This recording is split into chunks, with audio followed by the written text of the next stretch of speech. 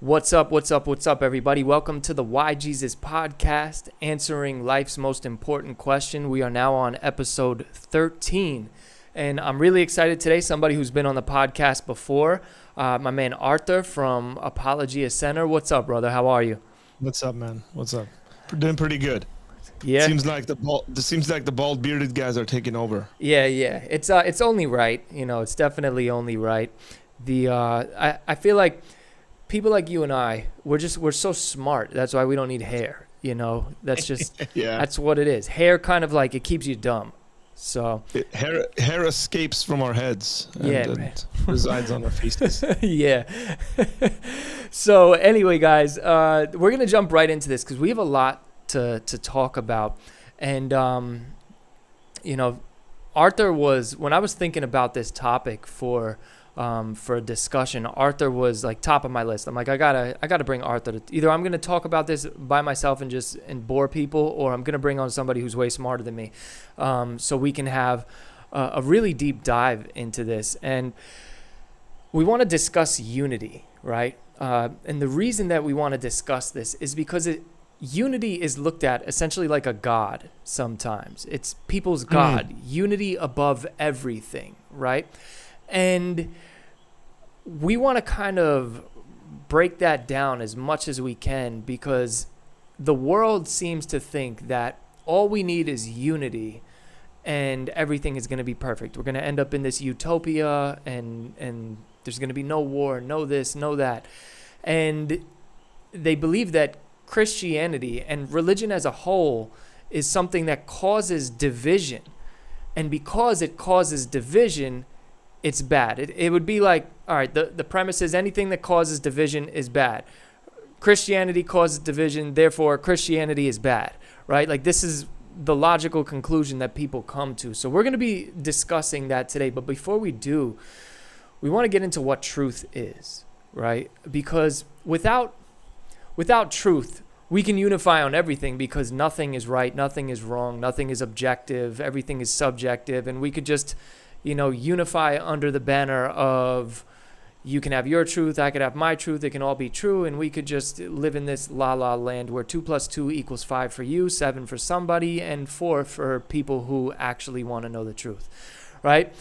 So with that being said, Arthur, let's discuss what truth is. We have subjective and we have objective. Now, I'm of the opinion that subjective truth isn't really truth. It's an opinion, but I still use the term. But if you can, break that down for us in a way. Yeah. Well, I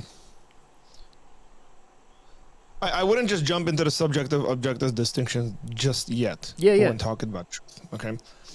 So I would say truth is that which corresponds to reality. This is a theory in philosophy, in epistemology specifically. It's called the correspondence theory of truth. So how do I know something is true? Well, it's the thing that corresponds to reality. Now, that assumes a number of things. It assumes that we can actually know what reality is. Like, we have access to reality. We have access to the real world. And so I'm not going to argue for that. I think that's pretty commonsensical that we have access to the real world.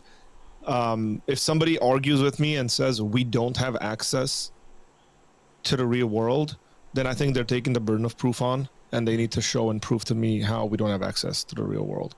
So I think if we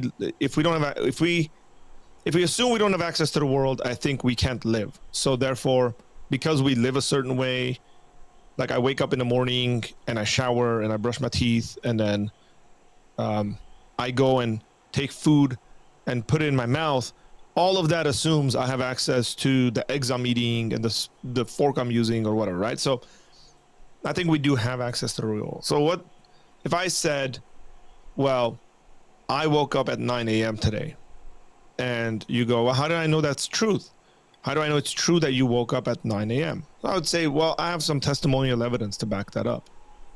You can trust my person, you can trust my character in regards to what I'm telling you. Or if you want more evidence for that, and I would say, well, my wife was there, my son was there, my kids were there, and they can all verify that I woke up. When I woke up or got out of bed, the clock said 9 a.m. that's the truth. Because notice how those things are now corresponding to reality.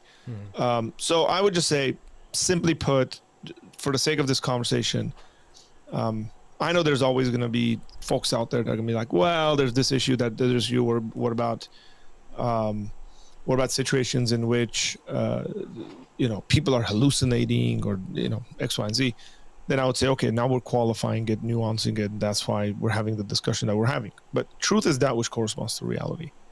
Is truth knowable? Seems like it, yeah. Depends what we're talking about. What kind of truth? That's when we might get into the question of objective and subjective truth.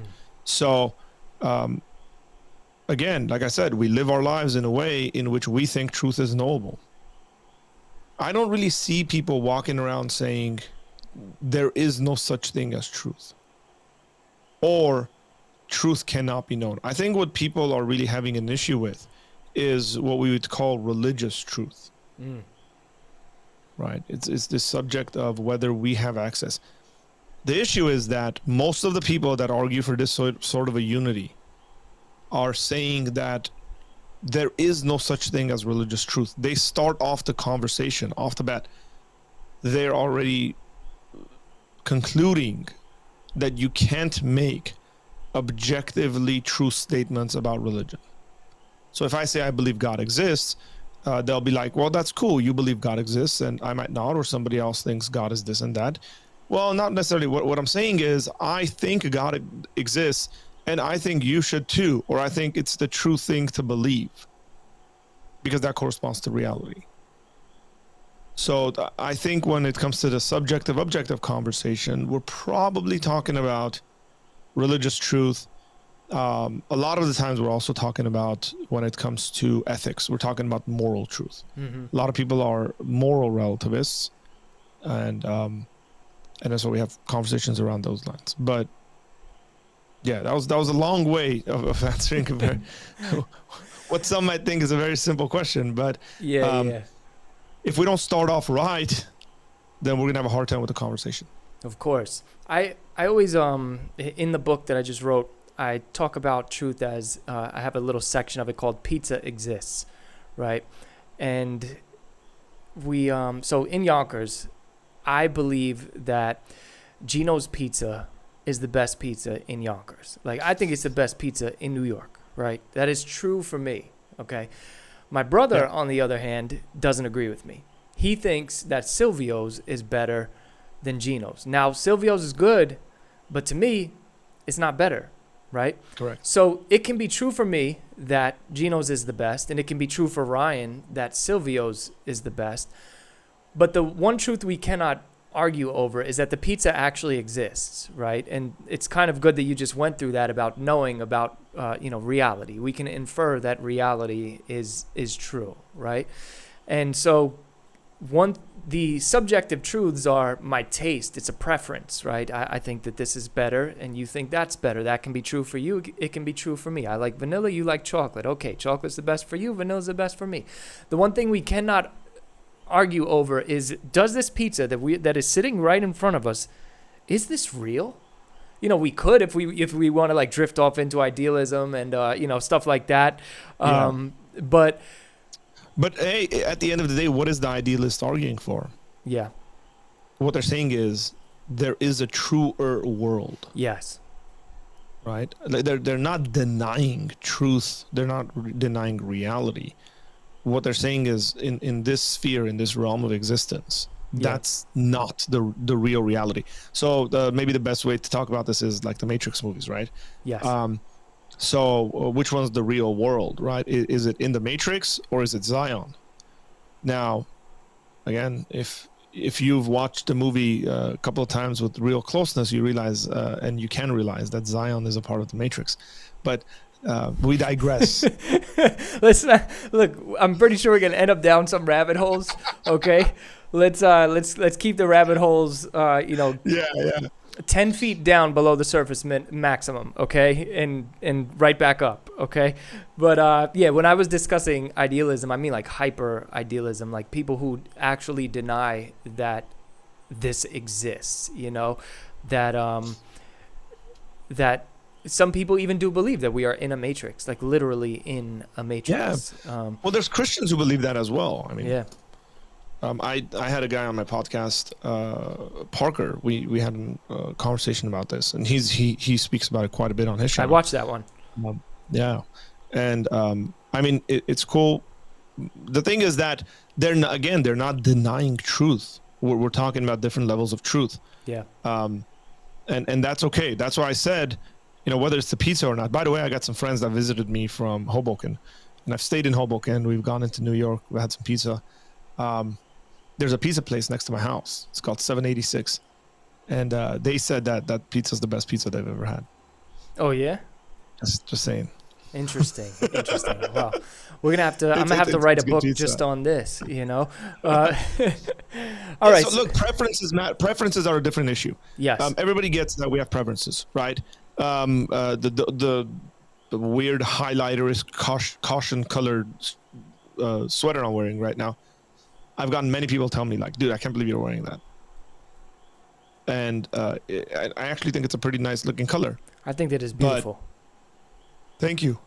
It's actually it's a lot brighter than it shows on the camera, I should say. It's like a caution tape. It really is. And but that's cool, man. That's preference. Like This is not a serious matter of answering the most fundamental questions of life. Hold on, let's go down just a slight rabbit hole, right? Would they have the same response if you were on a construction site? Would they have the same response in regards to what? The same reaction to the colors that you're wearing, right? I just read an article. Oh, like if the guys on the construction side were wearing the same color as I am. Yeah, because then probably not, because they're like yeah, it's for a purpose, I was just reading an article. It said don't allow your kids to buy blue bathing suits. They should wear neon bathing suits, so if anything happens, you can find them easier. I'm like, wow, that is really good advice, So anyway, that's interesting. Yeah, but anyway, back to the subject at hand. All right, so let's get into the topic of unity. Now that we've, in a sense, established that we can know truth and truth can be accessed, right? In knowing that truth is out there for us to find, right? Let's go first with the idea that religion bad because religion divides, right? And religion is another word that people use as it's like saying science, right? Like science is made up of many branches, and branches come out of those branches, and then there's more branches. So what are we talking about here? What specific branch are we talking about? But when people say religion, they usually mean Christianity, because it's usually people hating Christianity. You could believe anything else, but if you believe that you're the one way to heaven, then you're causing division. And I think this also comes from a culture of inclusivity. We're in this culture of everybody needs to be included in everything, and everybody needs to feel equal and give the the participation trophy to the person who came in last. It's this inclusion. Inclusion and unity is a God. Actually, now that I'm thinking about it, I think unity isn't really the God. I think it masks the God of inclusion, right? And that's not real unity. Look, man. What does it say on our what does it say on our money? There's a reason why that says on our money, by the way, but without getting into all the weird conspiracy stuff, right? E pluribus unum.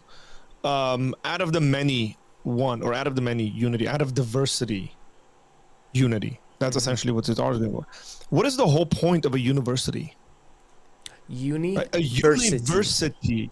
Yeah, so it's to take divided ideas and bring it into a unity and have an understanding, right? Have a knowledge of these things. The educational institutions we have realize that you have different components. So if I go to university, I'm going to study maybe English, I'm going to study math, I'm going to study science, I'm going to study philosophy, I'm going to study X, Y, and Z. And then there's supposed to be a unifying aspect of the education I get. That is probably what's going to make you a more holistic individual, that you can bring that sort of a unity, this commonality, these threads, and connect them. Unity implies diversity and dividedness, okay? We have a different word for what people are asking for. It's called uniformity. Think about like when I was in high school, we had to wear uniforms. Now the uniforms we wore weren't the type of uniforms that my kids wear. The academy my kids are a part of, they actually have to wear specific, like all the girls have to wear a specific kind of shirt, all the boys have to wear a specific kind of shirt with the logo on it, similar pants, like even the shoes have to be similar, not exact. In regards to the shirts, everybody's got to wear the same thing. That is uniformity. That's why we call it a uniform. It's exactly the same. In which areas in life do we want uniformity? Okay, so I would say maybe we want uniformity on matters of truth. So genocide is wrong. We want uniformity on that subject. We want everybody to agree that genocide is wrong, always wrong. That's things of this sort, right? We want an ordered society. Extremely important questions in life. Grape is always wrong, right? You get what I'm saying there. So those are issues we should have uniformity on. Unity questions talk about diversity in the midst of that. And essentially it's saying let's agree on these kind of more important subjects, and that's what the foundations, let's just say, let's agree on the foundations, and then we might disagree on how we want to dress this up. So we got a building, we're building a building, we have to be united or unified, you can even say, on the foundations of it. It has to be done this way. If it's not, it's going to collapse, everyone's going to die in it. Cool, let's have uniformity on that subject. But what can we have? Okay, how many windows you're going to have? What the color is going to be of the carpet or the floor. Like, those are the things we can have uniformity, unity on, right? If you want to think about religious truth, uniformity would mean everybody believes exactly all the same stuff. Okay. It masquerades itself as unity, but it is not, because uniformity might actually, in certain places, in certain ways, not give you any room for the freedom of expression, the freedom to disagree. Like, it might just kill it, like, because if it's uniform ideas, it's uniform stuff people are believing, it just kills that, right? The other question I want to ask the people who come at this when it comes to the religious question is, say something like, well, do you disagree with what the claims are of Christianity per se? Oh, yes, I do. Then why are you bringing division? If you're so much for being in unity, just agree with me. We'll be done. We'll be united. Why do I have to agree with you? Well, that's the whole thing, though. It's that they want unity, but they want you to conform to what they want to believe, right? And I think it comes from a place of, well, we know it comes essentially from rebellion against God, but, just thinking of it of a more surface level than going that deep. The reason that they want you to do it is because they don't want to come to your side. You got to come to their side. And therefore, you're the one who is causing the problem by not coming to our side. John, that's because they believe whatever it is that they believe is true. Yeah. Right? Like, that's what it really comes from. Is they actually, which is fine. Believe whatever you want to believe as true. But let's have that conversation whether it is true or not. Name me a religion in this world. Religion or non-religious system, say atheism or whatever like that. Name me any one of them in which they don't make exclusive truth claims. Yeah, not a single one is fluid. I guess even the ones that get advertised as such. Yeah. Usually Eastern religions. Yeah.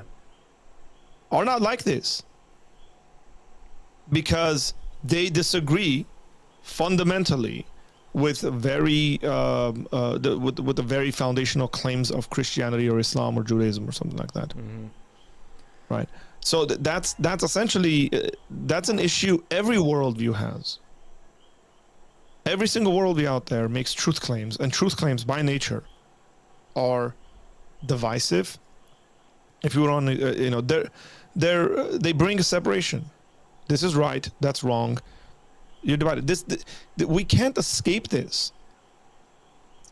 As much as we might like, as much as we might even see like, oh man, practically this would be more advantageous or something like that, we cannot escape it because this is in the fabric, in the DNA of how reality is.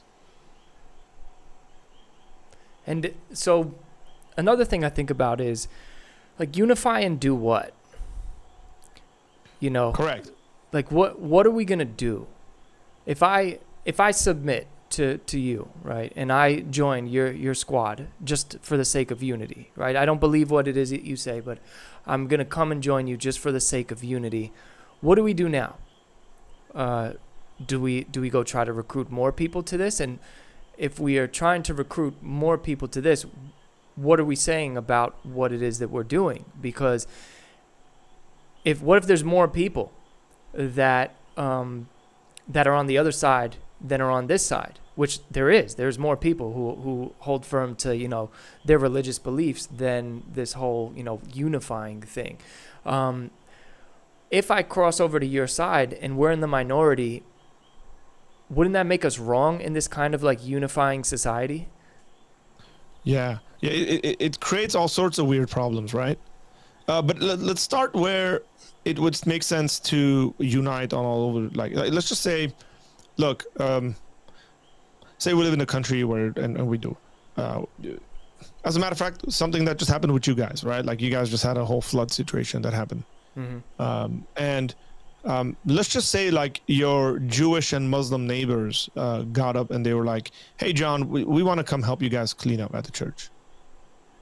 They just want to lend a hand to help you out. Like, would that be something you would unite with someone on? Yeah. Yeah, of course. I mean, these would be those most fundamental things that you'd be united on. I mean, if the mosque down the road got flooded, I sure hope that Christians would say, cool, like let's give these people a hand. Yeah. Let's serve them, because that's a very Christian thing to do. That's actually where I was planning on bringing this conversation to, where it is where true unity is, right? True unity is what it is you're saying right now, where if I differ with somebody, and, you know, prime example is Christians and Muslim, we severely differ on the nature of God. Yeah. We severely differ in the practice of our religion. We severely differ on who Jesus Christ is. We severely differ on a lot of things. But as you said, if, you know, down the street there's a mosque that's flooded or something and they need help, well, we unify in helping them. You know, or if there's an earthquake or something, right? Like you start digging up bodies, like you would want like your police department, you would want your fire department, like you would want government in regards to that is serving the people to actually be in a place where they don't distinguish between, right? You call the cops and they're like, wait, are you a Christian or a Muslim or a Jew? Yeah, right. Tell us, and then we'll prioritize as to like where we're gonna go first. Yeah, you definitely don't want that. Or they like try to see who on the force they got that's of the same, you know, belief system. And they're like, all right, well, you know, Rashid is not here until Tuesday. He's bugged. Yeah, so, you know, we could send a Jewish dude, but, you know, you're not unifying. But so it draws this whole people think that you cannot unify and be different. Especially when it comes to religious beliefs, and that's where I think that us as Christians, especially, we have you know, just in our belief system that we're to help anybody who needs the help, you know, and to say, hey, you shouldn't be a Christian, I would think that is one of the most disunifying things that you can do, because many other religious systems have a much higher priority on their own than everyone else. Now, don't get me wrong, in Christianity, we should, you know, be taking care of our brothers and sisters in Christ first, but it's not like, hey, way ahead of everybody else. You know, we are to be salt and light of the earth. How can you do that without helping people, no matter who they are? The prime example is the Good Samaritan story, you know, who is, you know, my neighbor, who is my neighbor. And it's, by the way, that also the other thing is, like, let's assume that a lot of us have family members who aren't believers, like biologically family members. It's like if I'm not helping folks, like, does that include my dad? Does that include my brother? Does that include my sister? Yeah, What yeah. does that look like, right? So we, and there are systems, by the way, that will tell you not to help people. Yeah, the There caste are system. systems. Yeah, the caste system is exactly what comes out of that. Yep. Where, hey, the karmic force is punishing them. Don't get involved in that. Don't get Yeah. involved in the punishment. They deserve this. Yep. And it's like they have to pay off their debt. So, don't go help them, which is why you see such a difference between the rich and the poor in in countries that really adhere to that system, right? And if you then flip it to like what we have, where our foundations are, not all of the founding fathers were Christians, but they believed in God and they got their morality from the Judeo-Christian worldview. When you look at how America is a symbol of unity in diversity, right? Like that is essentially what we are supposed to be doing. It's why it's on the money, We are to be unifying in our diversity. Who are you to say that? That's why they're called. That's why the country is called the United States of America. Yeah, that's a whole fact. How did I miss that one right there? You know what? I didn't shave this down enough today to be that smart. Oh man, I mean, this is like America is meant to be a very decentralized connection of states. Right, like you talk about the federal government and then the state governments. Again, we're talking about the way this was. I mean, for I don't know how long it was, but there were states that had different monetary systems, and there was issues that were coming up. It's like, hey man, we can't cross state lines and do commerce with each other because, because we're not using the same stuff. So they had to federalize a number of things, but that's the foundation of the country. I mean, the country was meant to be that. They wanted to honor the sovereignty of the more local kind of states rather than put all the attention on the federal government. I mean, it's gotten bigger and maybe rightly so. I don't know. I don't want to get into that conversation. Yeah. But again, these were states. Some states were dominated. But by the way, when people talk about, like in America, the separation of church and state and stuff, part of the reason is because certain states were dominated by certain Christian denominations. So it's like if the Germans settled in certain states, it was heavily Lutheran, or, if the British were somewhere, then it was predominantly Anglican. And what they didn't want, the separation of church and state, wasn't to create like a separation between a very secular government as opposed to a very religious government. It was not to let any one denomination, right? And if you want to, even in the modern sense, any one religion be dominant over. But they did stuff that would have, like, today's folks would lose their minds over. Yeah. Like Congress printed Bibles. Like, people would lose their mind over it if something like that happened in the United States right now. Yeah. Again, because they understood this conversation about unity. They understood this conversation about what we want to get out of this, and we don't necessarily want to create a purely secular atheistic state or something. Yep. That's not what their goal was. So, Arthur, what would you say to somebody who says, well, religion causes war. There's wars over religion, so anything that causes war is inherently bad. And I mean, there's way more stuff that causes war besides religion. But what would you say to somebody that kind of uses that as a reason of why we should, abandon religion as a whole? Well, that's okay. There's two different claims that have been made. Okay. And I want to backtrack. So number one, religion causes wars. What I would say to that, yes, it does. And then what? Now, if you mean by that religion causes wars, therefore it's evil or wrong and this and that, then I would say, hang on here. Do you think there could ever be justified war? Could there ever be a just war? Or are we also going to make the same statement like, politics causes war. Let's give up politics entirely. Let's have no politics in society. Complete and utter anarchy. So would that person be for that? It's like, oh no, they probably wouldn't be for that. Okay, so this is to say that we're painting with an extremely broad and big, brush.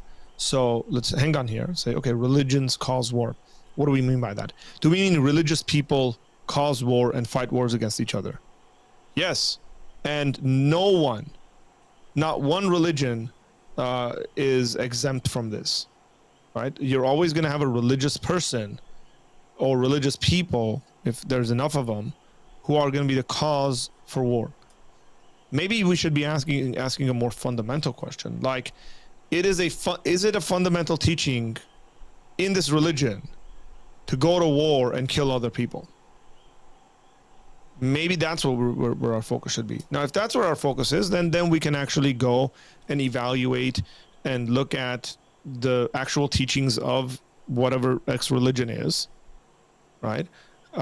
And say, is that true or not?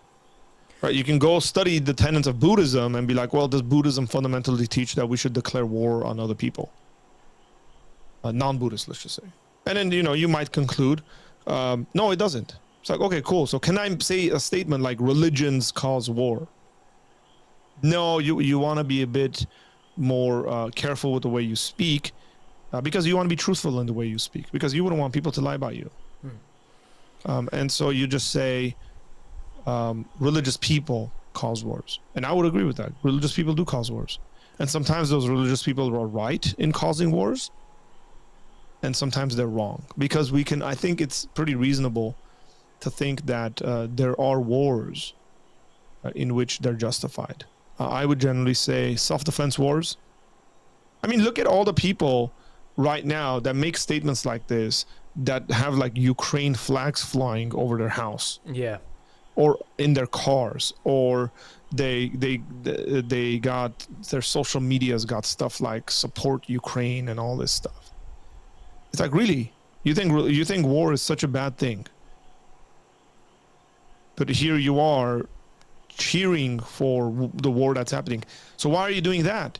Oh, because it's defensive, they're being attacked, there's a superpower that's attacking them, right? I was listening to the Russian foreign minister the other day. The guy's got a wit, by the way. If you've never heard Lavrov talk, that's a guy you got to listen to talk. He's got a wit about him. And he said something like, if you can't go to sleep, he really put it to Americans. He said, if you can't go to sleep at night, because somebody had asked him a question, because of what's going on in Ukraine, just imagine that the Ukrainians are Middle Easterners and that Russia is the United States. Dang, then you can go to sleep, bro. Just fine. Dang. He's straight up, man. Like, just put him in their place. Sergei Lavrov, by the way. That's what his name is. And hey, Americans, look, he's calling out straight up hypocrisy. Right? So when the United States was in, I'm not even talking about the justification of this, right? Yeah. But when the United States was in Iraq or Afghanistan, I have friends who were in Iraq when the American military went into Baghdad. Like, they were in Baghdad, right? And when the American military went to Baghdad or Afghanistan and Kabul or whatever like that, were us Americans losing sleep, or are we like? Is there social propaganda going on? That's essentially what he's going after. But you can't just make these extremely broad statements like wars are bad. It's like, okay, cool. Then you're also going to conclude World War II was bad. So you think everybody should have just sat by and watched the Nazis do whatever it was that they were doing? They were just trying to unify the world. Yeah. You know? Yeah, exactly. Yeah, right? Trying to unify the world. Look, man, everybody should have just put their weapons down and just accepted what they were saying. Yep. And then nobody would have died. Yeah, it's all good. Just unify. By the way, guys, that was sarcasm, just in case one of you wants to clip this up and turn me into a Nazi or something. Oh, man. Yeah, you got to be so careful on social media. Correct. So what about ideologies, right? Where, all right, so we got to unify. What if in the ideology there is command to hurt people or execute people who are not part of your religion, right? Then is it correct? Can we unify with people who may be under that umbrella of that religion who maybe don't adhere to those things, or maybe they don't practice it to its logical conclusion or fullest extent. Can we be in unity with them without being in unity with their ideals? Well, it depends what they're actually doing. It depends how much they're putting into practice. Depends what's going on. And I would say to be generous in these conversations is very important. Because look, I'll give you an example, right? Like so Muslims get a bad rap for this, and I would actually say rightly so, because of the sort of stuff Muhammad did. But my parents were born and raised in Iran, and my parents were in Iran. I've shared this before, but they were in Iran when the revolution happened in Iran in 1979. And so they saw the Shah, the king of Iran, versus the Ayatollahs, the mullahs of Iran. And you know what they weren't doing? They weren't going around slaughtering every non-Muslim. Right? They have developed an internal system in a Shiite Muslim country like Iran, as to how they are to treat non-Muslims who might be like ethnically non-Muslim. I know that might not make sense to Americans, but that's the way the world, and predominantly the Middle East. So there's like documentaries that were put out by the Iranian government talking about how there's lots of religious tolerance in Iran. I've watched these things, and they're right, because they'll bring in Armenians, they'll bring in Assyrians and say, hey, we don't bother the Assyrians, look at the churches they have. We don't bother the Armenians, look at the churches they have. They worship God, they're openly welcome to worship God. As a matter of fact, even within their institutions, like when they go into their churches and stuff like that, into their halls, they don't have to have head coverings, none of this stuff. Because we have freedom. But in larger society, when they're in the larger Muslim context, they gotta adhere to these rules that we have about head coverings and so on and so forth. Now, what they don't say in that documentary, obviously, is things like, well, how do you treat Iranians who become Muslim Iranians who become Christians? Would you treat them with the same tolerance and love as you would the Assyrian or the Armenian Christians? It's like, no, because those guys can't change religions, because there's specific laws when it comes to apostasy within Islam. But see how they've distinguished between these groups that they're going to say, cool. So even converting, like Muslims can convert Christians. So if any one of those Armenians or Assyrians decided to become a Muslim, nobody would have an issue. But if any one of the Muslims if the Christians started doing missionary work and evangelizing the Muslims, it would become an issue.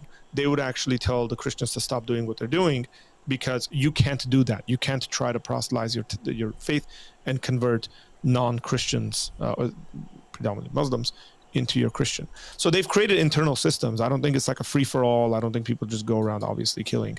And so again, it's one of these things we have a nuanced conversation. So there could be religions, and maybe there are religions. I'm being very broad here, by the way, and that's intentional. But where some of these things are taught, what we would need to do is examine what the reasons are. So if something is punishable by death, right? Some sin is punishable by death. It's like, can we be... Here's the irony, right? This just happened in the World Cup, and it was very interesting watching this happen. It didn't happen as much in the United States, but it was really lively in Europe. Very liberal, pro LGTB kind of folks had a hard time with the World Cup being in Qatar, because that's not a very tolerant country. Mm-hmm. And then you had other liberals who were saying, wait, why are you having an issue with this country on this issue, but you're completely fine doing business with them, like they own some of your banks, or they loan you money or something like that? Like, why do you feel the need that you have to make all the players wear rainbow armbands, right? And then again, there was that unity issue, and all the players that, like, in Western countries are like super active and talk about this stuff. Apart from the Germans national team, the German national team was the only one that did a gesture they like during a picture they closed their mouths, and it like went viral and stuff. The irony was that the German national team did really bad in the World Cup this year. But they're horrendous, by the way. It's like one of the worst World Cups they ever had. Maybe I don't know. Maybe they should have been just playing soccer instead. Bowing to the statue. Yeah, it was very interesting that it was like an internal fighting between liberals, saying, "Why are you picking and choosing?" Yeah. How do we navigate between respecting the societal norms and rights and stuff like that? The same thing just happened with, I think, I want to say it was Nigeria, one of the African countries, right, or who just passed this anti-LGTB kind of laws. And I think the president was talking, and he was like, "Hey, if we're wrong, let us make our own mistakes, and then we'll learn from our mistakes. Like, stop trying to like push your views on us, because our society doesn't allow for any room for that."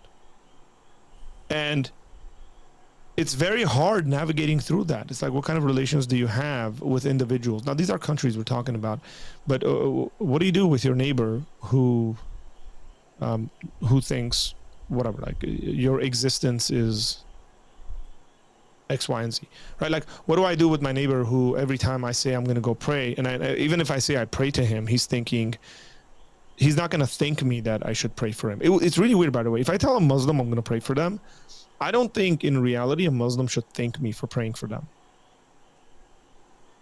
or even ask me to pray for them.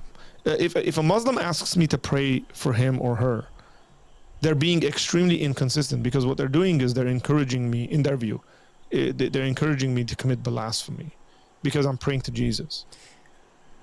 That is a hefty crime. Yeah, like you just shouldn't. All right, so I have another question. What about I have it written ready. Oh, yes. So one of the reasons why I truly believe that they want us to unify with them instead of them unifying with us, right? Just quote unquote us versus them, if we're discussing us versus them mentality while discussing unity at the same time, is because we have, and religion has, moral presuppositions, I guess you could say, that they don't align with, right? And because we believe something a certain way morally, and they maybe want to participate in those things that we deem immoral, in a sense they feel inferior, or we look at them as if they're inferior. So instead of viewing it as, well, maybe that morality is the correct objective morality, no, instead of that, I don't want to feel bad, so you got to come unify with me. How do we look at unification when it comes to these moral issues? Well, you have to agree on extremely general stuff. Yeah. It would virtually be impossible to have a society where people are in disagreement when it comes to the most fundamental questions. Right? It really is. So we are in agreement on whether people are explicitly aware of this, or they never think about it or something like that. We live in a sort of a government or society, which it's like a social construct, essentially. It's a social contract society. By living in it, by living in the United States, I'm essentially agreeing to a number of things. For example, one of the things I would be agreeing to within the United States is this idea that everyone has rights, predominantly these three rights to life, liberty, and the pursuit of happiness. Mm-hmm. You can't be someone who says, yes, I want to live in the United States, I like this country, I want to be a contributing member to society, but you know what I don't think people should have? The right to vote. You're going to have a hard time. Or I think, right, I think, whatever, like just make up whatever your issue there might be. Now, some people are immediately probably sitting there, if they're thinking properly about what I just said, they'll be like, wait, but the founders of this country didn't allow women to vote. Correct. And it wasn't like the reasoning wasn't simply just women are inferior or less than, so they shouldn't vote. They actually had different views as to like how voting happens and why property owners are the ones that vote. I mean, even ancient Greece did this. Um, Ancient Athens did this. They also and part of didn't. it might have been you vote as a family. Yeah, and the women also didn't. They weren't taxed. If I'm Well, partly remembering again, correctly. these things are the way they are because they had these like communal views, and then we become more individualistic as a culture. So some of these things change, but that's fine. Um, uh, so let's just think about the abortion issue. The question here is not whether women should have the right or women should have rights or not. I know that's where it gets, like, that's the way it's propagated. The propaganda is that it's that. The propaganda is that, oh, you're saying that women shouldn't have rights. It's like, no. What we're saying is nobody should have the right to kill their babies. Yes. So, but you already agree with me on that. Like, everybody agrees that we shouldn't have the right to kill our babies. Now, where's the disagreement? Where's the disunity in reality? Well, I don't think that's a baby, is what they're saying. I don't want to think Or- that's a baby. That's what they're saying. Well, let's. Again, Sorry, I that try was to be- me. No, Yeah, no. that's- I try to be as gracious as I can because Yeah. because I've heard many things from many different people. Like I've Yeah. heard people tell me stuff like, "That's just the tissues and it's just cells." I've heard people say like, and I'm talking about people going into abortion clinics themselves to have abortion, saying like, "Yeah, that's my baby. I believe that's a baby, and I don't have an issue terminating this baby." Yeah, that's Or crazy. to me. deleting this baby. Like, so that's been said to me. Like, that's not, I didn't read in the book. Like, somebody who's going into a clinic to do that has told me, this is a child. I believe this is a child. I got 3 other kids at home. And you don't have to convince me that this is a baby. But I think I'm justified in deleting this baby because of, and then they'll give you a reason or some reasons. I can't emotionally take care of it. I can't financially take care of it, X, Y, and Z, right? Now, then the conversation changes. Could that ever be justified? Should that ever be justified? But in the generalities, we're still in agreement. Like, women have rights, men have rights. What those rights look like, what you can do with your rights, what you can't do with your rights. Then they get qualified. For example, I remember my high school teacher saying, "Hey, we have a freedom of speech in the United States and it's all good." And by the way, my high school history teacher was an extremely Republican conservative man. And he would say, "We have complete freedom in the United States. But you know what you can't do? You can't stand up in a movie theater and scream fire. And then if people get mad at you or you get kicked out of the theater or you get arrested or something like that, you go, but it's my freedom of speech." It's like, that's not protected under the freedom of speech. Yeah. You just can't do stupid stuff like that. So, again, all rights and freedoms, they're not just like without any boundaries. They're not without any kind of frames around them. They all are justified and explained a certain way. So we can have unity as long as everybody's in agreement on those things. And if some people aren't, and some people aren't, that's the reality. We need to realize that there are people in our societies that might not agree with the most fundamental basic building blocks of whatever our societies are. So I would take that to our next point in where there are people who do not believe in the same morality that it just seems it's common knowledge, right? And I would argue that societies that take that route are usually founded on some sort of atheistic worldview, right? Like communism, for an example. Communist governments are responsible for more deaths than any quote unquote religious war you could ever think of all throughout history, right? Correct. So when you look at it like that, right, it's because they deny the obvious moral fabric of life and the obvious value that is instilled in people from our Creator. And they look at it as they are just evolved soup, so who cares if we massacre a couple million people as long as I'm on top, you know? Yeah, John, I think that's a bit of an oversimplification. Yeah, definitely. I mean, it's a general statement, but correct. Look, what I would say is generally the way in those countries it's going to come about is something like, we're going to do this for the betterment of the larger society. Because what is communism, right? Like, so if you look at communistic, atheistic communism or something like that, I think there's communism of a non-atheistic sort. But the governments we've had have been extremely atheistic, right? yes. For those who don't know, my birth certificate says the Soviet Union, by the way. Thug life. So Thug life. that should be stated. I was born in the Soviet Union, and I lived the first 5 years of my life under the authoritarian thumb of the Soviet Union. Now I was a kid, and maybe I didn't realize quite a bit of stuff. But no wonder you ended up in California. I have come to loathe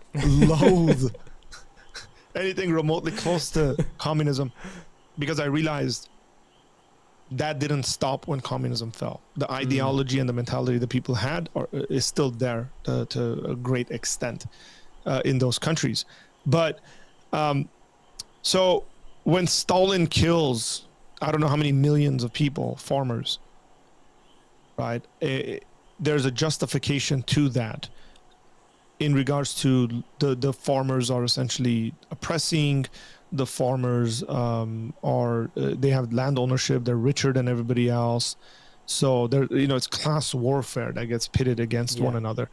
They're still arguing in a very weird, twisted, ironic way.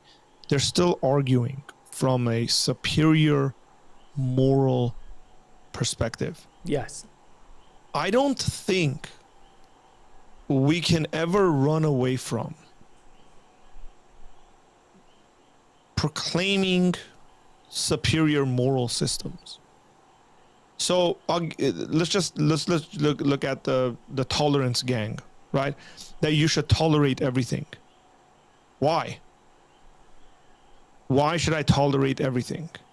By the way, and I'm talking about the individuals, not saying like, hey, disagree with one another, but respect and love one another. Yeah. Like, I'm talking not the classical sense of the word tolerance. The modern sense, which I would agree. Neo-tolerance. Yeah. The sense in regards to, like, if you don't tolerate, you hate them. Yes. Or if you don't tolerate, you're a bigot. Or if you don't tolerate, or tolerance means acceptance or something like that. Well, that seems to be like a very lofty moral position to say. To accept people is the right thing to do. That's an objective moral position they're taking. It's also because why would they take unifying? It it's also to be on our topic. It's a unifying statement. Yeah. A false, they're saying false unification. They're saying unity is like the greatest good you can have, or uniformity is the greatest good that you can have. Now, I would say the greatest good you can have is probably not unity. It is truth. That's the greatest good. I'm thinking on my feet here. I could be challenged on that, but not only believing something is true, not only coming to know truth, by the way, but also living out truth. It's a big difference. I mean, yeah, because you can know things to be true and then not live according to that. Yeah. So would you say that that people who, even like a Stalin, for example, killed all the farmers, used the moral high ground and moral justification for it, would you say that somebody who did that, do you think, and this is just like us psychoanalyzing the whole entire situation, do you think that is somebody manipulating the system, right? Because they maybe have a worldview of where people are just numbers, it doesn't really matter, survival of the fittest. And so they take the moral fabric of what communism is, because on paper it's supposed to be this moral thing in which everybody eats and everybody's taken care of, and it's this utopia that will never exist. But on paper it's like, wow, that sounds pretty good, minus the whole get rid of religion thing. But being taken care of, who doesn't want to get taken care of? And I think that it stumps ingenuity and ambition, but that's a whole different conversation.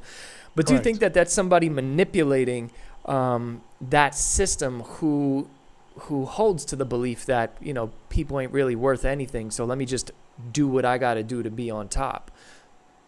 Or Yeah, so I think in the case of someone like a Stalin, yes, it's a manipulation of the system. I think Stalin was a thug. I don't think there was a moral bone in that guy's body. He would have done anything. That guy would have killed his own mom, for for getting ahead in life. And I'm dead serious about this, guys. But if you're really interested in studying Stalin, there's a couple of books written about him by the same guy, Stephen Kotkin, who separate his life into different stages. And the books are like really thick books, but they're all primary source books on Stalin, his childhood all the way to his death. And I think he was just a manipulative maniac. There's no better way to put the sort of individual Stalin was. But now I would contrast him to someone like a Karl Marx. I think Karl Marx genuinely thought this was the best system he could come up with as a thinker and a philosopher that would solve the issues that he was seeing around him. Mm-hmm. I'd be a lot more gracious to Marx. I would actually be even so quite a bit gracious to someone like a Leo Tolstoy. Sorry, not Leo Tolstoy, Leon Trotsky. I was confused those two names. So Leon Trotsky is a contemporary of Stalin. And Trotsky, a lot of people thought Trotsky was going to be Lenin's successor. Trotsky was a lot smarter, and I think believed in communism and the truth of it a lot more. And one of the first things that Stalin does is when he takes over power, he consolidates power, is he sends Trotsky overseas to Cuba as a ambassador. He gets rid of him, and then he tries to have him assassinated a bunch of times, eventually succeeding in his assassination attempt and having Trotsky died in Mexico, I believe. So even the contemporaries, I would distinguish between them. I think Trotsky actually believed this stuff. In our modern American politics, so I would say Bernie Sanders actually believes this stuff. Like, the guy genuinely believes socialism or democratic socialism or something like that is the right way to do things. I would agree. And then I think with that statement, not with Bernie. Yeah, correct. And I would think someone like a Hillary Clinton just will say whatever needs to be said to hot sauce to get into power. Yeah. Don't tell anybody. Like, let's not even tell them what that joke comes from. But the people who get it. All right. If you got it, you got it, man. Yeah. But all right. So yeah. Now, let's break that down even more, right? Because communism is, in a sense, a great unification tool. Is what it was laid out to be. That's the whole goal. Yeah, right? Absolutely. I mean, to live in a commune. Yeah, it's everything's shared. In their mind, it's a great unification tool. So these people who are in a country where, let's discuss what's going on in America right now, where this communist, socialist agenda is kind of being pushed in a way. I think those are the same people who are calling for unity and who would say that our religious views divide, so therefore we shouldn't. They get in the way. Yeah. Correct. So again, let's give people the benefit of the doubt. They're standing there. They're looking at everything. There was a time in my life, I should say, that I thought communism was a good idea. It's so funny because I just said I loathe communism. In my teens, I was sitting there saying, what could bring like people into line, like to behave themselves? And it was like, well, communism does that pretty good. So I loathe the system that for various reasons, but then I was attracted to the system because I actually liked totalitarian dictators quite a bit. And then obviously became a Christian and have come to different conclusions on that stuff. I Thank can't God. stand that stuff. But yeah. Praise God. The people are looking at this and they're saying, look, we can have a really good thing here. Okay? We can have a really good thing here. And these religious people are just really annoying. and they're causing an issue. Like they're stopping us from having this really, really good thing. And we need to tell them to stop it, to stop talking about it, stop trying to put it into our politics, stop trying to, export it in various ways by evangelizing. And so it's like, can you guys, as religious people, so whether you're Muslim or Christian or whatever like that, just shut your mouths, agree to disagree, and not bring this up again. And then we can have this utopian kind of agreement with one another. Yeah, if they were right about that, number one, let's get past the issue of, well, our religions fundamentally tell us that we need to evangelize and tell people that they need to become Christians, or a Muslim believes that they need to evangelize and bring everyone else under submission of Islam, because that's what Islam means, right? Submission to Allah. And even if we get past that, we go, cool, let's just kind of evacuate all of these things from these religious movements or whatever. What do we have in their place? Again, what would we have in their place? I mean, that's a really, really good thought experiment to have. Yeah, it goes back to what we were saying before. Like, what would we do if we... I'll give you a perfect explanation about this. The founding of this country, the founding of the United States of America, is based on a number of factors. One of them being the Greco-Roman idea of a republic and a democracy. The United States is not a democracy. Yeah. The United States is not a pure democracy. People need to get that language out of their mouths. Yes. The United States is a representative republic, and there's a reason for that. But the United States has 3 branches of government. Okay, it is what we call the separation of powers, right? Checks and balances. Mm-hmm. Learned this stuff in high school if you paid any attention in history class. Why did the people who founded this country think it was a good idea to have a separation of powers and that powers need to be checked? Well, historically, they saw development, and there was this old adage that said, power corrupts and absolute power corrupts absolutely. There's that.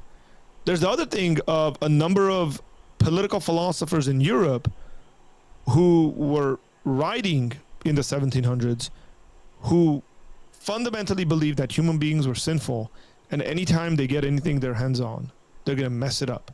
And so they need to be, like, that needs to be balanced. You don't want to give one person too much power, and it needs to be balanced. Now, this is reasonable as well as religiously motivated in regards to thinking. I mean, how many people do we have in politics, generally speaking, like political theory and philosophy? I'm not talking about like politics in the sense of like this guy's a Republican or Democrat or something. Speaking in these terms, like human beings are naturally evil, so we should limit their power. Like, I would love for the president of the United States, whoever it is, conservative or not, to get up and say, hey, I don't trust myself because I'm a fallen, flawed human being. And so I would think it's a better idea for me to not have as much power as I'm given. Like, I would love that. Hey, it's probably in the council of many, there's wisdom. Let's get ourselves, let's distribute this power amongst where I think the power should be in the United States is within Congress, within the House and the Senate, right? So what I'm saying is, like, if we were to remove that stuff, if we were to remove the writings of a number of these European thinkers that influenced and impacted the framers of this country, and those individuals' writings were religiously motivated, what are we left with? What would we get? What would we get? Right? This is the ideology of it. Would we get a pure democracy? Would we get, I don't know, some form of like a number of European countries have like a very secular parliamentarian system? Right? Maybe we would, and maybe, hey, some might argue that might even work better or something like that. What's interesting is many of the most corrupt governments in the world have like democratic in their name. You know, it's like, yeah, it's not really a democracy. I was watching uh, I forget her name, but she was just on the Cultish podcast. But she escaped North Korea, right? And she was like, yes. she's like, they have voting there, but there's only one person on the ballot. There's a guard. There's a soldier watching you put the vote in. So it's not like you could even write somebody else's name. It's all just a show, right? Yeah. So, afterwards, everything, oh, yeah, Kim Jong-il. He won. Kim Jong-un. 99.98% of 100%. This shows that he is a divine God in the flesh, So it's so good that, this is why I love the United States. We are definitely a flawed country, but the system is set up in a way where the system works. It's full of jacked up people. You got to think about this, right? If it truly was just a democracy, and let's just say that we voted one person into power every single time, and that person called all the shots, what would we have right now? It'd be a scary place. An absolutely scary place, because the people who are involved in this, who are trying to get all of this power, right? Politicians are trying to get all this power. It's limited on how much they can get because of the checks and balances. And correct. I think that the fact that the government is divided, the system of the government is divided into three separate parts, is the way that we can have a unified and united states. Correct. And isn't that interesting? Is that now we're talking about unity and diversity. It's the idea is that, hey, you guys have your spheres, and you're going to check these guys, and you guys do your thing, and you're going to check these guys, and you guys do this thing, and you're going to check, and we get these divided things that bring about unity. And these guys all disagree. Mm-hmm. I mean, it's phenomenal to me, by the way. I know there's a lot of just venom that gets spewed in regards to the Supreme Court. Have these people ever read one of the decisions by the Supreme Court? Like, the amount of respect, the amount of just like friendly responses that they get, but in a very strong point of dissent, like if they've ever read a dissent, but by anyone, by the way, whether it's a conservative writing a dissent or whether it's a liberal writing a dissent, these guys go to work every single day, and they're going to have to deal with issues where they got to find common ground on.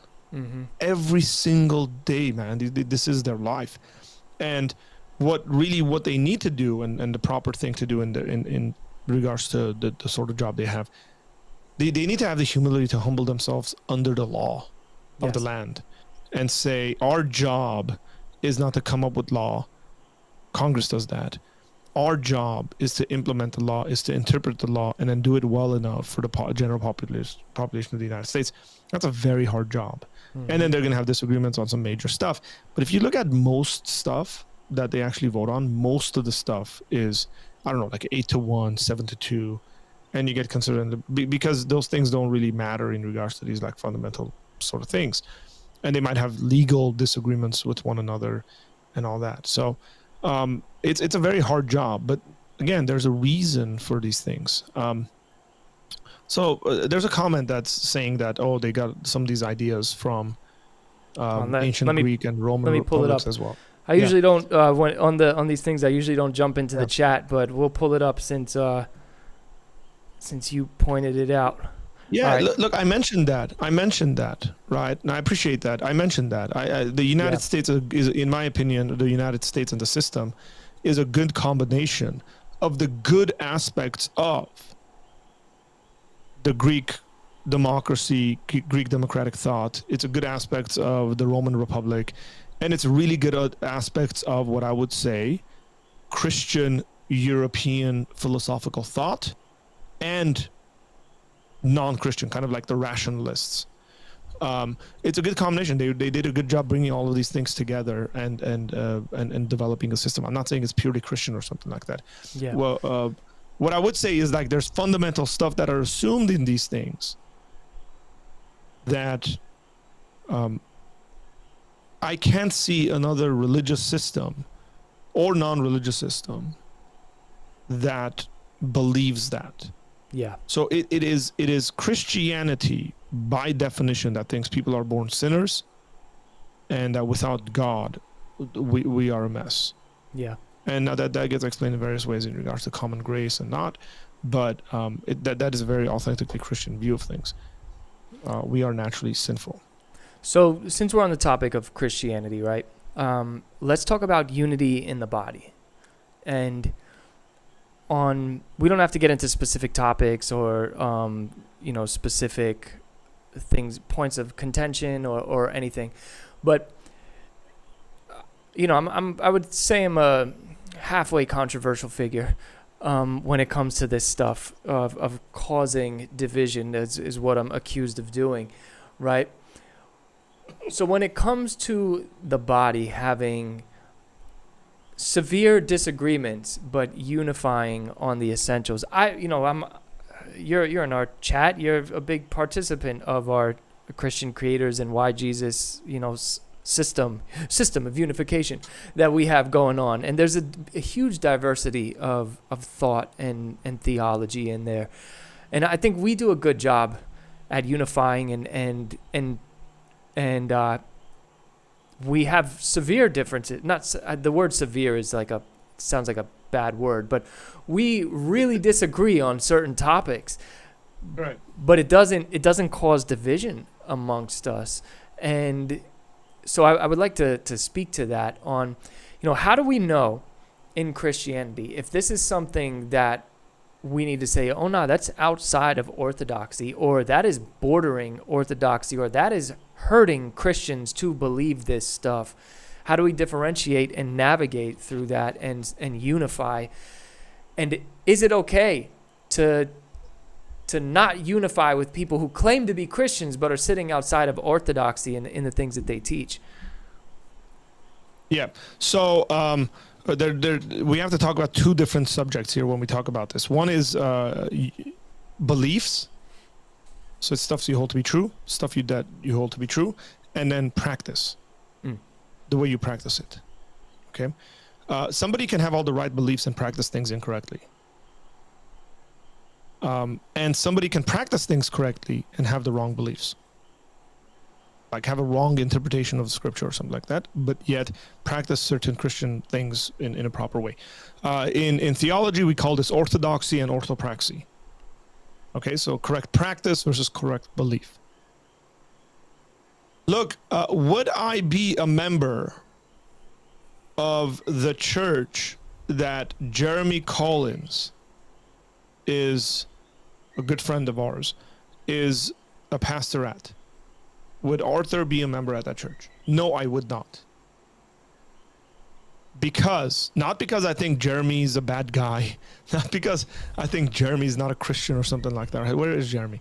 Not because of any of those things. It's because I can't in good conscience adhere to the faith statement of the Presbyterian Church that Jeremy's a part of. Like, predominantly, I can't. I would not necessarily adhere to and confess to, and it'd be lying if I did, to like infant baptism. Now, trust me, I know exactly how they argue for infant baptism. I know what the theology is. I know where it comes from, and I have disagreements in maybe the earlier stages of that leads to someone to believe in infant baptism. I get it. But I wouldn't like. I've had Jeremy had on my channel so many times. I would do ministry with him without even thinking about it, right? Then somebody says, well, why don't you do that? Because I can't in good conscience say yes to things I don't believe. Now, I don't think those things are salvific issues, neither does Jeremy, and therefore we can disagree on that. And we can still be a part of because we realize there's secondary issues. We don't have access to every single knowledge that's out there about the Word of God and all of that.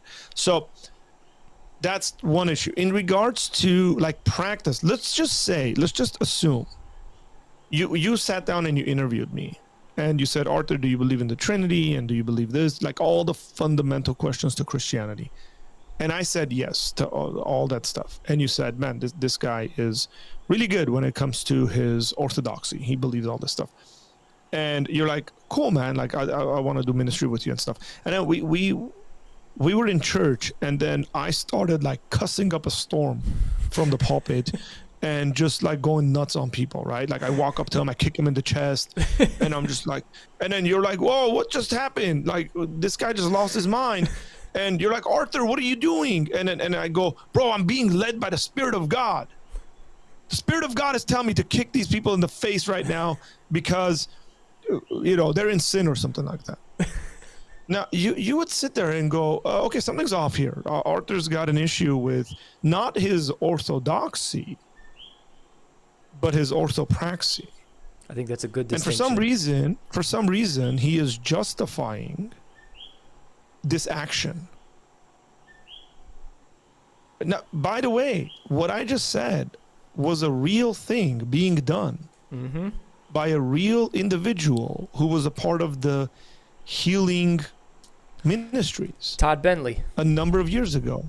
Todd Bentley talked about how he kicked old grandma because the Spirit of God told him to kick her. Right? Now, if I were to sit there and say, hey, Todd, let's just say, I'm just going to I haven't done much research on Todd Bentley. Yeah. But If I would say, hey, do you believe, let's just say I say, hey, Todd, do you believe that Jesus is God? And he was like, yes. Do you believe that Jesus resurrected from the dead? And he's like, yes. Do you believe in the Trinity? And he was like, yes. It's like, cool, stop kicking people. Like, just, this is bad practice. There is room, and there should always be room for us to criticize each other on the practice of things without having to resort to saying the person's not a Christian. Right? We do this all the time in our local churches. We rebuke people, we correct people, we pull them aside and say, hey man, the way you respond to that sister or that brother wasn't right, wasn't Christ-like. You didn't do it with grace and mercy and truth and all this stuff. We do this all the time. It seems to be that maybe the reason why people get offended is because they gotta be careful here. So I think, generally speaking, let me put it on myself. When I get offended, when somebody says something to me and my immediate response is to not understand what they're saying and take offense at what they're saying, is most of the time is because I'm hearing them the way I would be communicating those same things. Okay? So if somebody who disagrees with me theologically, and my every other word about people who disagree with me theologically is that they're not real Christians, and then somebody says, Arthur, you shouldn't be doing that, what I'm hearing them say is that I'm not a real Christian. And therefore I have a certain kind of response. Now this is doing a little psychoanalyzing and stuff like that, but that's what I've noticed when it comes to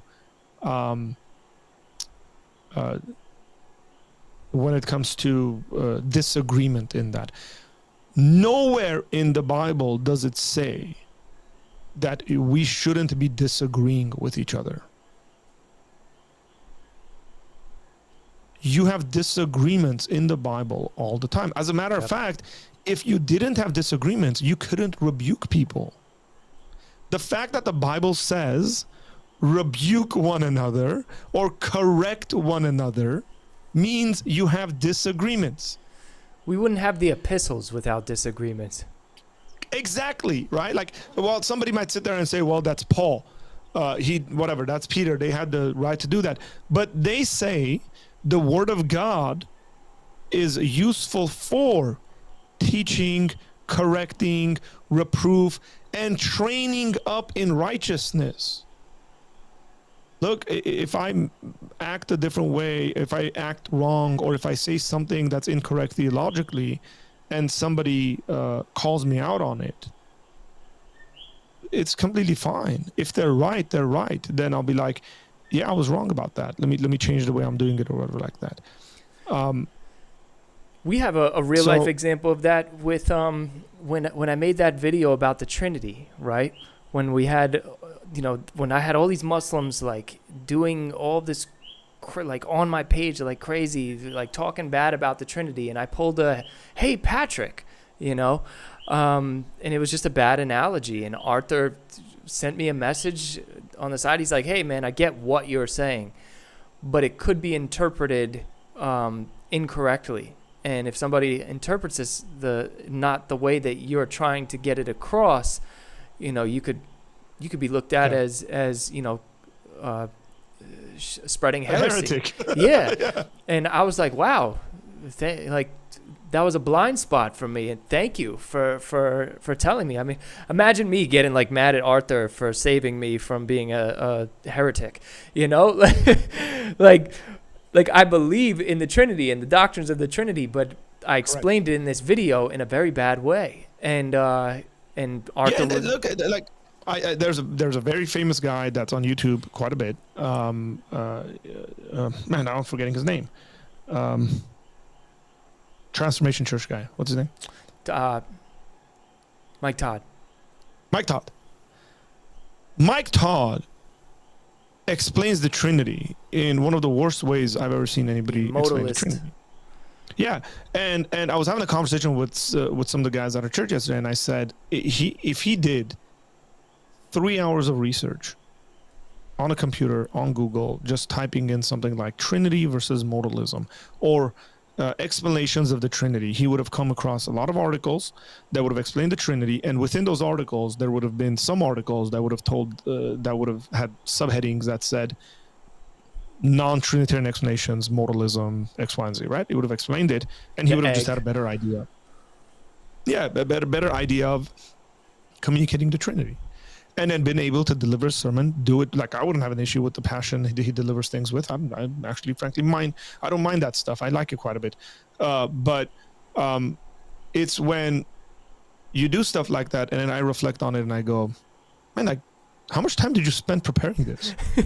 I say that as someone who spends a lot of time preparing stuff. Yeah. I have friends that spend a lot more time preparing things than I do. Sermons and stuff like that. I have friends that spend 20, 30 hours on a sermon.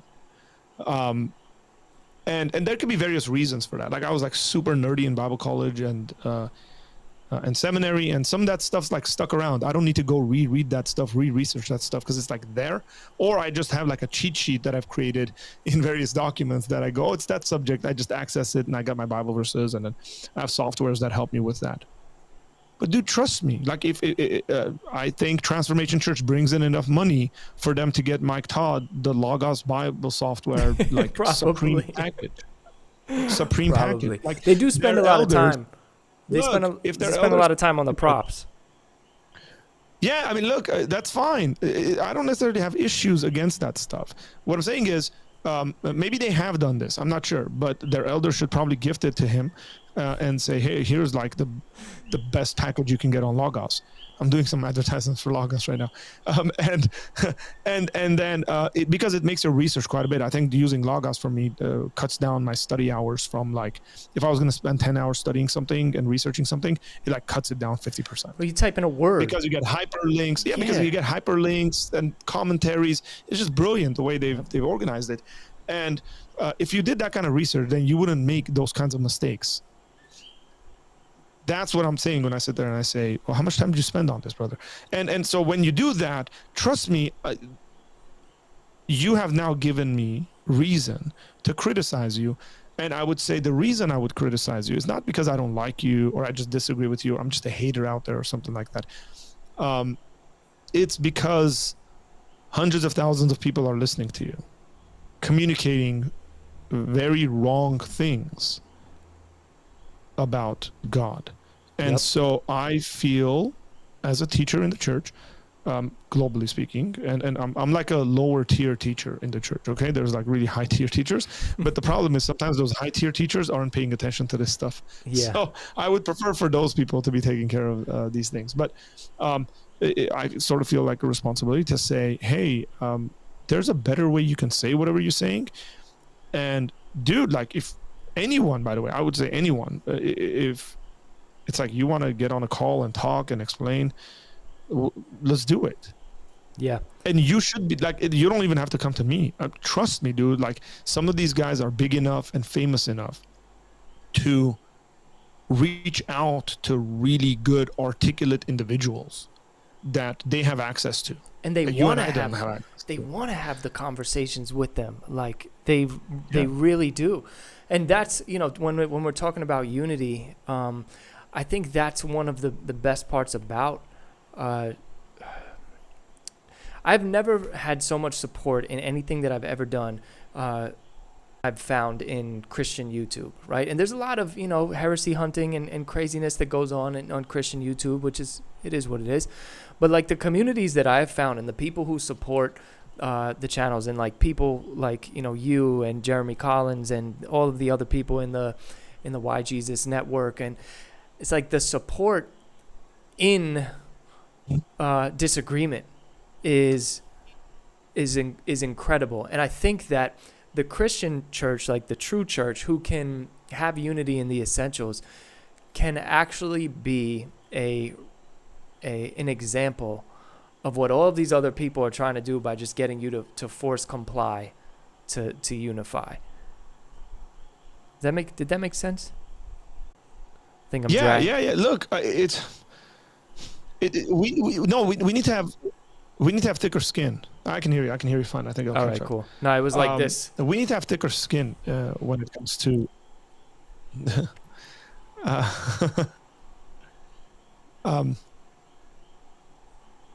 We good? I think so. Is there like a storm passing by you? I don't know, man. I don't know. You know what it is we've been on for an hour and a half, and Puerto Rico Wi-Fi, the coquis are outside like, yo, you've been on for too long. Okay, coqui. It's over. Get over. Like, that's what's going on right now. Yeah, it's cut it down. people say it's buffering. I got it open. It seems like it's caught up.